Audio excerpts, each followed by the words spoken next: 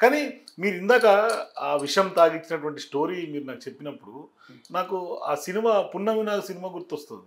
చాలామంది నేను ఇలా సాక్ష్యం చెప్తున్నప్పుడు మీలాంటి వారు నన్ను అడిగేవారు, సరే ఇది పొన్నం నాకు స్టోరీలాగా ఉందని. అది మీరు కాపీ కొట్టి చెప్తారేమో అనేలాగా ఉంది.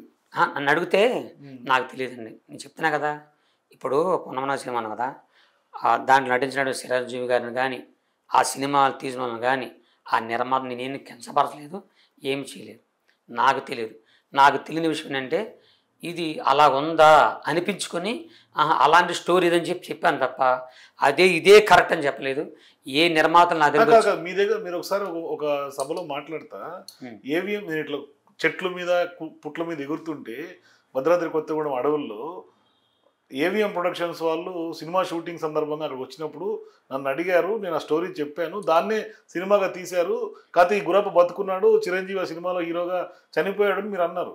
అయితే అంటే ఆల్రెడీ సినిమాలో పాత్ర రూపంగా వాడిని చంపేస్తారు, నన్ను చంపేసినట్టు. చంపింది ఆయన గారు, నన్ను చంపినట్టు. అయితే విషయం ఏంటంటే నేను దాంట్లో మాట్లాడినంటే వాళ్ళు వచ్చి నన్ను అడగలేదు. నన్ను అడగడం నేను మీకు మళ్ళీ చెప్తున్నా, నాతో మాట్లాడడానికి నాకు భాష వాళ్ళకి రాదు, మాట్లాడతా కూడా ధైర్యం చాలదు. ఎందుకంటే నేను ఆరోపణలో ఉన్నాను నేను. కాబట్టి నా దగ్గరికి బట్టలు ఉండేవి ఆ రోజు, బట్టలు వేసుకునే బట్టలు అంటే మామూలుగా ఆకులండి, ఆకులు చుట్టుకొని చుట్టుకొని. సినిమాల్లో కోయాళ్ళు అడవి జాతి మనుషులు ఎట్లా ఉంటారో సేమ్ అదే విధంగా. అంటే వీళ్ళు చూపించే దానికి వాళ్ళకు తేడా ఉన్నప్పటికీ ఆకులే, బట్టలు తెలియదు వాళ్ళకి. కాబట్టి నా దగ్గరకు వచ్చి ఏ నిర్మాతలు కానీ ఏ దర్శకులు కానీ వచ్చి నా దగ్గరకు వచ్చి పొన్నమ నన్ను అడిగి వాళ్ళు తీయాల. అయితే వాళ్ళు అడిగింది ఎవరిని? మా నాన్నగారిని, మా పెద్దల్ని అడిగారు.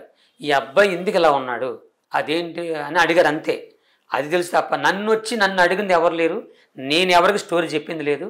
ఆ పొన్నమనాథ స్టోరీ నాదని మాత్రం నేను ఇప్పుడు చెప్పట్లేదు. అలా తీశారంట అని అప్పుడు మా నాన్న చెప్పాడు.